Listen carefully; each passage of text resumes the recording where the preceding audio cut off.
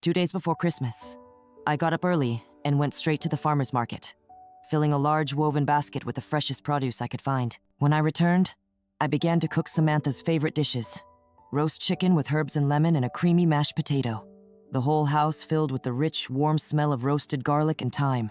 My heart swelled with anticipation. I spread the tablecloth, fluffed the pillows, and sat on the couch like a child waiting for Santa, eyes fixed on the door. Samantha had just finished her first full-time job after college. She insisted on working until the last day to make a good impression on her boss. I always knew she was very hardworking. It was a little after 7 when the front door finally opened. I jumped to my feet, smiling widely, and with my arms half raised for a hug. But she didn't even look at me. She went straight into her father Zach's arms, practically leaping. "Dad, this year they gave me a $5,000 bonus." Zach lit up like a Christmas tree, his face full of pride. He gave her a gentle pat on the head. "That's my girl. I'm so proud of you." Then Harold and Beverly, my in-laws, arrived in a rush, faces radiant. "Samantha, you are the pride of this family," Beverly said, her voice full of admiration. I hung back, watching them swirl around her. Of course I was happy for her, how could I not be? But still there was a quiet ache, as if they had forgotten me. After all, I was the one who raised her. I stepped forward and took her hand with a smile. "What a long day. Are you hungry? I made your favorite dishes, I can warm them up for you." She didn't even look at me. "Mom, can you stop asking me those pointless questions?" she snapped, visibly annoyed.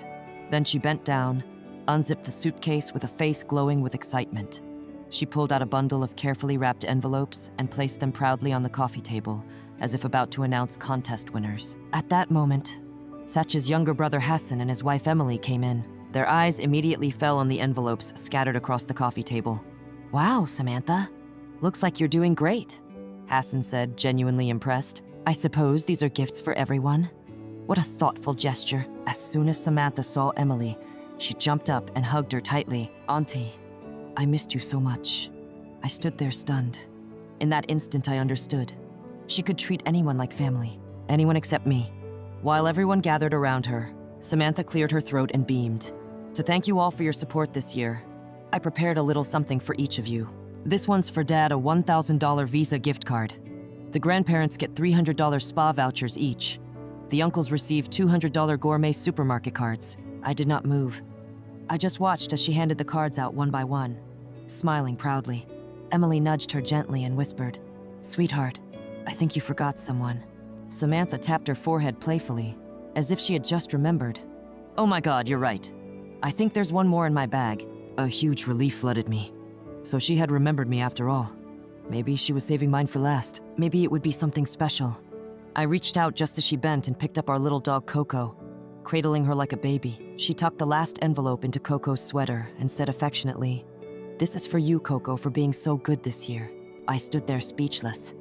My smile froze. My hand hung in the air. Useless. After a long pause, I managed to ask in a soft voice, "Samantha, what about mine?"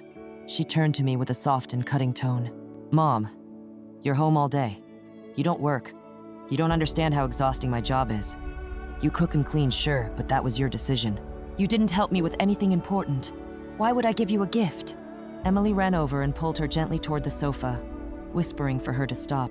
But Samantha wasn't finished. She smiled and pulled another surprise from her bag. "Oh, and guess what? I booked flights so everyone can spend New Year's in Hawaii. We leave tomorrow night." I fell silent, thinking, well, okay, so no gift. At least we're going on a trip together. Maybe this was her way of showing she cared. She was my daughter. Who would hold a grudge over something like that? I began to check the envelopes with the others, looking for my boarding pass, but I couldn't find any. I looked at her, confused. She lifted her chin as if giving an order. "Mom, you're not coming. I need you to stay and look after Coco. She'd be awful here alone, and you're the perfect person for the job." That was it. That was the moment something inside me broke. To my daughter, I was nothing. I wasn't even worth the price of an airline ticket. Anger flooded my chest. I swung my arm and the plate of cookies I had baked smashed to the floor. The crashing sound rang out like a fire alarm. "Amanda, what the hell is wrong with you?" Beverly demanded in a sharp, shrill voice. Harold frowned in disapproval. "You just ruined the evening. What sort of behavior is this?" Beverly hissed to Zach. Marrying a woman like that has cursed you from day one. Samantha blinked and then frowned. Oh my God, Mom, seriously. It's just a trip to Hawaii. I'll take you next year when I get another bonus. Well, now everyone was upset. Happy? Hassan opened his mouth as if to say something, but Emily gripped his hand and shook her head. I let out a cold, bitter laugh. So this is what it takes for you to notice me, huh? Do I have to break something just to remind you I exist? Zach's face darkened. His patience wore thin. He pointed to the broken plate on the floor. Do you have any idea how ridiculous you're being right now? This was supposed to be a joyful family gathering. But no, you had to ruin it. If you can't handle it, leave. No one's stopping you. The irony hurt. I wasn't family. I was the unpaid help. The one who looked after the dogs. The one who cooked and cleaned and was ignored. I yanked my apron off, flung it aside, and stormed into the bedroom. I grabbed all the clothes I could find, shoved them into a bag, and took my purse and ID. Just as I turned to leave, Emily came running in and grabbed my arm. Amanda, don't do this. It's late. Where are you going? She looked back and called out, Samantha, talk to your mother. Don't let her go like that. Samantha didn't even sit up. She leaned back on the sofa, eyes half closed and lips curled in disdain. Let her go. What's she going to do? Run back to her mother's house? She's always having tantrums. She'll be back tomorrow like always. I stood there, stunned. More than 20 years of love and sacrifice summed up in this. If my mother ever heard how they spoke to me tonight, her heart would break. I let go of Emily's hand without a word and walked straight out the door. Once I reached the sidewalk, I took out my phone and called my mother. Mom, I said with a firm but hollow voice, I'm not coming home for the holidays. I need some time off. Maybe I'll take a little trip. She paused for a few seconds, then replied sweetly, I think that's a good idea, dear. A change of scenery will do you good. Just be careful, okay? After a moment, she added, remember I told you I was thinking of selling the old house? Well, it's done. The sale went through and the money is ready. I'll send you something. She sensed something was wrong but didn't press. She never pressured. She simply supported me, silently and wholly. I said softly, Mom, I'm fine. I don't need anything right now, but thank you. If I ever do, I'll ask. I meant it. Thank you for always being there. She made a sound that I could almost hear through the phone. But 10 minutes later, I received a notification. She had transferred 20 to my account. The note read, for my dear daughter, enjoy yourself. The good thing about having a mother who has your back is that she gives you the courage to walk away from anything that doesn't honor you. That night, I checked into a boutique hotel downtown. For the first time in a very long time, I slept in a bed that was truly mine, and I closed my eyes in peace. Early the next morning, just as I was settling in by the hotel window with a coffee, my phone rang. It was Zach. I hesitated, and then answered. His voice was low but full of irritation. Amanda, how long do you think you're going to keep this up? Come home. Right now. I stopped by your mother's and she said you never showed up. I don't care where you are. Just come back. I didn't say a word. I simply ended the call.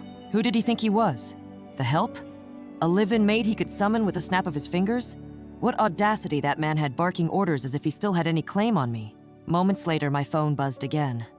This time with an avalanche of Samantha's messages. Mom, seriously? Aren't you too old for this? Disappearing just to get attention? How immature can you be? We fly to Hawaii tonight. If you don't come, who will look after Coco? If anything happens to her, I will never forgive you. I stared at her messages, and my lips curved in a bitter smile. This was my daughter, the one I raised with my own hands, speaking to me like that. Once I had considered her a treasure. Now, she only saw me as a burden. Help, tears came again. But this time I let them fall, and I vowed it would be the last time. I remembered when she was little, so sweet and full of love. She used to throw her little arms around my neck and whisper, Mom, you're the best mom in the world. When I grow up, I'll buy you the prettiest dress. I could still picture her curled in my lap, soft and smiling. But after elementary school, she lost focus. Her grades dropped. Zach said she needed more attention at home and pressured me to quit my job. Without a second thought, I resigned. I became a full-time mother, putting everything else aside for her. But as she grew, she became colder. I still remember the day she burst into the house, furious. Stop going to parent-teacher meetings. Everybody knows you're a housewife, it's embarrassing. You can't help me with calculus or anything. What's the point of you sitting at home all day? You don't bring in money, and yet you argue with Dad. Again and again I told myself, she's young, she'll understand someday. I waited through high school, through college. I thought once she entered the real world, she'd comprehend what it all meant. But no, this was what I got in return. 20 years of silent, invisible sacrifice.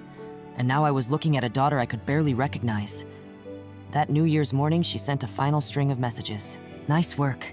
You've officially ruined everyone's plans. We leave at noon. Don't bother coming back. If you're not home by then, don't expect to be my mom anymore. Perfect. Because I was about to stop being her mother too. I opened my email and sent Zach the finalized divorce papers I had been discreetly preparing. One line in the body. Please sign soon. If you refuse, I will proceed to court. Then I turned off my phone, grabbed my suitcase and walked to the airport terminal. And just like that, I boarded a plane to Iceland, a land of ice and silence, to enjoy the first lucid vacation of my life. After Zach received the divorce papers, panic hit him like a brick. He began calling me over and over, only to hear the same cold voicemail. The number you have dialed is not available at the moment. He paced the room with a face tight with frustration. Samantha, by contrast, remained satisfied and serene. She patted his shoulder as if she had everything solved. Dad, don't worry. It's just her trying to make us budge. Classic manipulation. She's a housewife and hasn't left the house in years. Do you really think she's getting divorced? Don't give up. Let her stew a bit. It will teach her a lesson and show who's in charge here. Thatch's parents nodded in agreement from the other side of the room. She's gotten too used to being coddled, Beverly murmured. Divorce? Please. What life does she think she'll have without you? Harold added sarcastically. And with that, the whole family cheerfully lugged their suitcases to the airport, ready to begin their vacation as if nothing had happened. That night, Samantha posted a picture from her hotel's restaurant on social media. Champagne glasses raised, bright smiles, everyone enjoying the shine of what looked like a perfect family holiday. I looked at the picture and then calmly turned off my phone. Meanwhile, I sat with a group of new friends, bundled in thick coats around a crackling bonfire. Snowflakes fell around us, and above, the northern lights danced across the Icelandic sky.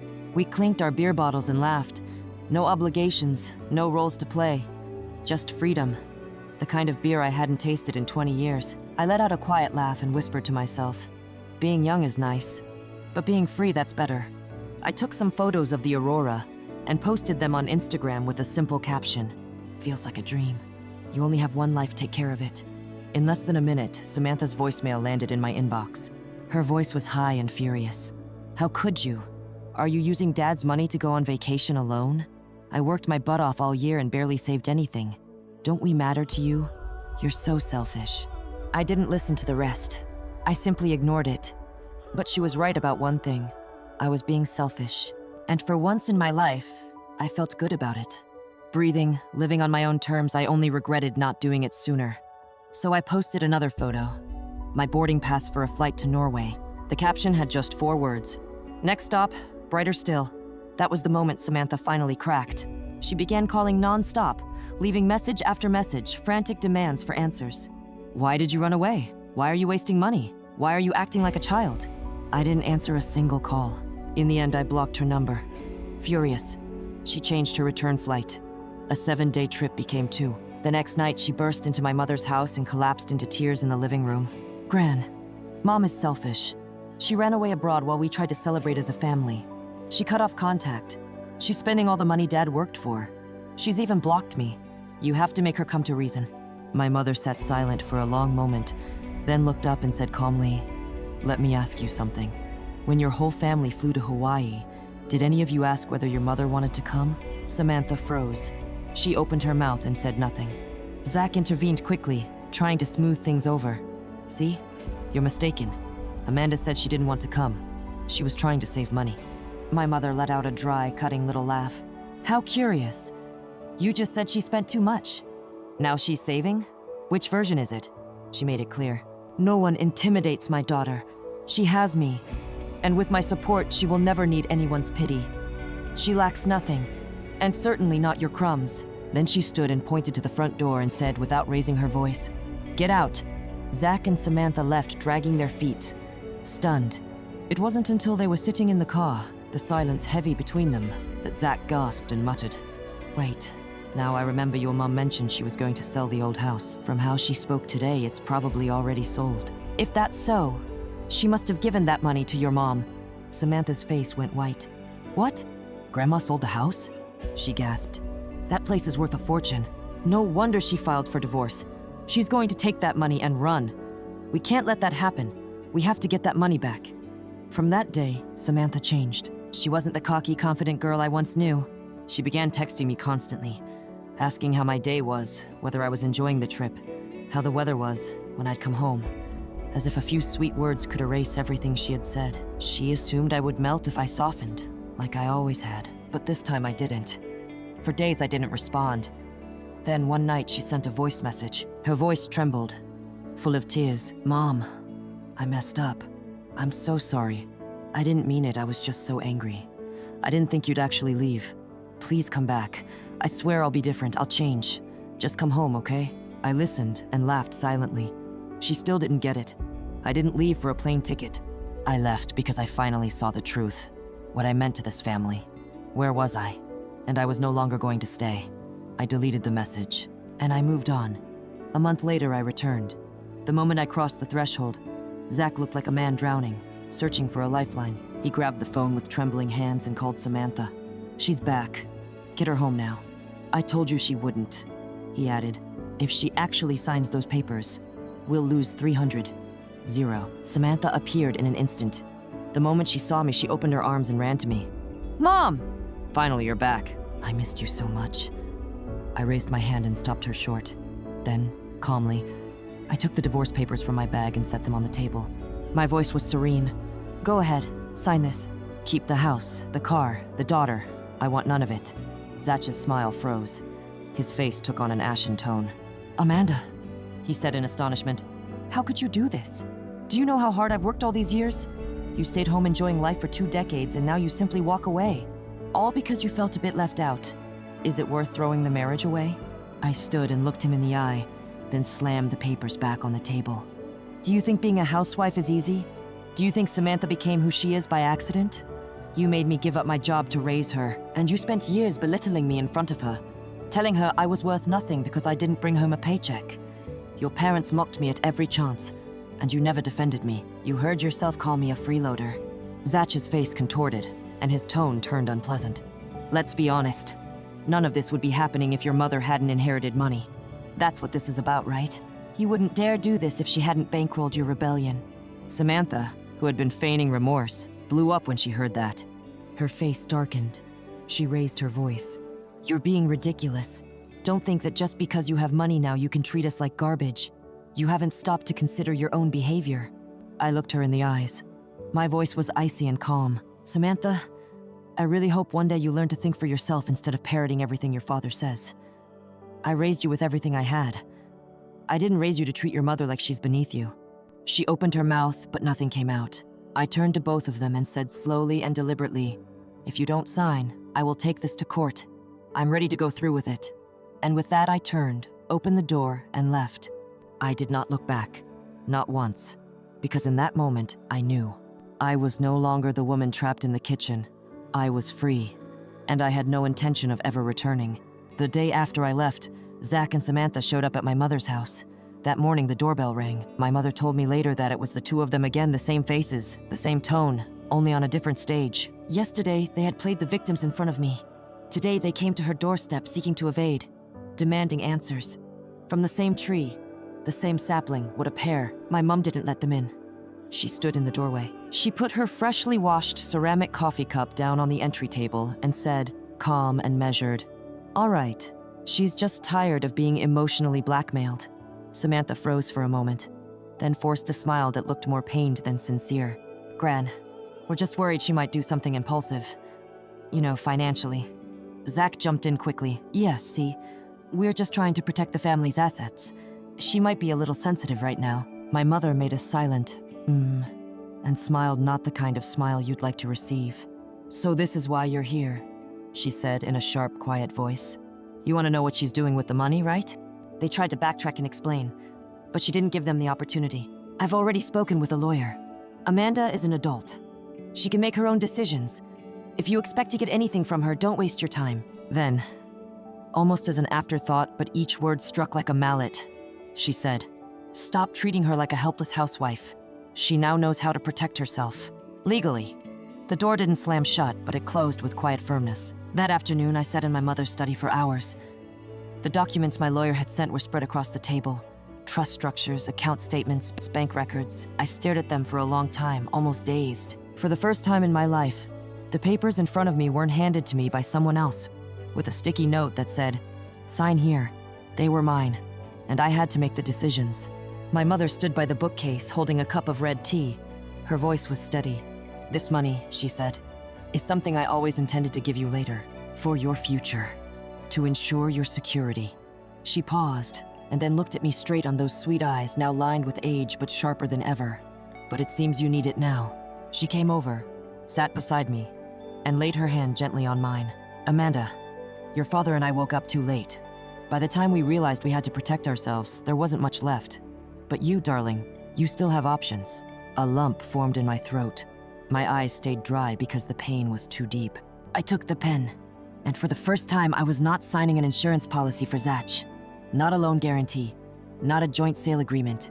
I signed in my own name. I am the sole trustee. My hand didn't even tremble. I did some very important things that day. I froze all joint accounts with Zach. I moved every penny I had into a brand new private account only in my name. I updated my will. I removed any names that had once been authorized Zach or Samantha. I emailed Heater, my lawyer and university friend, with full instructions to manage the divorce. Heater has the mind of a law textbook and the loyalty of a sister. I called my financial advisor and activated enhanced verification protocols. No money would move without my explicit in-person consent. A week after the financial separation, Samantha contacted me again. This time it was a voice message, light and cheerful as if nothing had happened. "Mom, you're amazing. You went to Iceland and Norway alone? Was it beautiful? I'd love to know. Maybe next time we could travel together." I didn't answer. A day later, another message arrived. This time her voice was strained and fragile. "Mom, things haven't been going well here. There were layoffs at work, and I'm thinking maybe I could come and stay with you for a while." Still, I said nothing. I wanted to see how long she'd keep up the act. 2 days later, she sent a screenshot of her credit card statement. The text read, "My card is maxed out. I wish I hadn't spent so much before. I miss you, Mom." That almost made me laugh out loud. "Do you miss me? Or my money?" Her tearful apologies and contrition were all part of the script. I knew exactly what would come next. If I gave an inch, the drama would escalate, and so the prodigal daughter's contrition phase began. I ignored her again, but this time I quietly installed call recording and screen mirroring software on my phone, because when the apology phase ends, the manipulation phase begins. I would no longer be surprised. On the 5th day, as I expected, she called. The moment I picked up, her voice was already trembling with sobs. "Mom, I can't take it anymore. I fell down the stairs today just outside my building. No one helped me. I was lying there alone and all I wanted was to call you." I said nothing, just silence. She waited a moment, then switched to a tenser tone. "Did you change your bank password recently? I tried to check your utility bill yesterday and couldn't log in." I smiled discreetly, though my voice remained calm. "I strengthened the security on my account. The bank recommended it. Identity theft is on the rise." Her voice sharpened immediately. "Mom, I'm not a stranger. I'm your daughter. Are you really protecting your account from me?" I didn't argue. I stood firm. "If you really want to help, send the documents I asked for last month. But don't touch my bank account again." This was the first part of my story. If you want to know the rest, subscribe below